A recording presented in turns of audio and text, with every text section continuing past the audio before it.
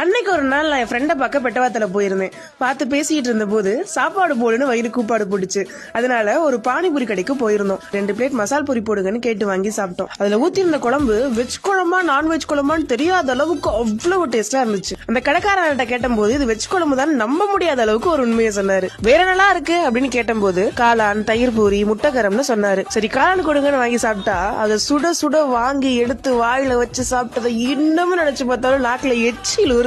அந்த கடைக்கு போன 15 நிமிஷத்துல அந்த கடையோட ஃபேன் ஆயிட்டோம். வேற ஏதோ தயிர் பூரின்னு சொன்னீங்களே அதையும் கொடுங்கன்னு வாங்கி சாப்பிட்டா இனிப்பு, புளிப்பு, காரம்னு 3 வகையான டேஸ்ட்ல செமையா இருந்துச்சு. அடுத்து முட்டைக்காரம்னு வெவச்ச முட்டைக்குள்ள சட்னியை தடவுறத பார்க்கும் போதே நாக்குல எச்சில் உரிச்சு. எக்ஸ்ட்ரா பெப்பர் வேற தூவி கொடுத்தாங்க. கொஞ்சம் டிஃப்ரெண்டா இருந்துச்சு, ஆனா குறை சொல்ல முடியாது.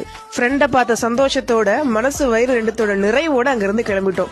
நீங்களும் ட்ரிச்சி டு கரூர் போறீங்க, ஈவினிங் டைம்ல ஏதாவது ஸ்நாக்ஸ் சாப்பிடணும்னு ஆசைப்படுறீங்க அப்படின்னா பெட்டவாத்தரையில மாரியம்மன் கோவில் பக்கத்துல இந்த கடை லொக்கேட்டா இருக்கு. கண்டிப்பா போய் ட்ரை பண்ணி பாருங்க.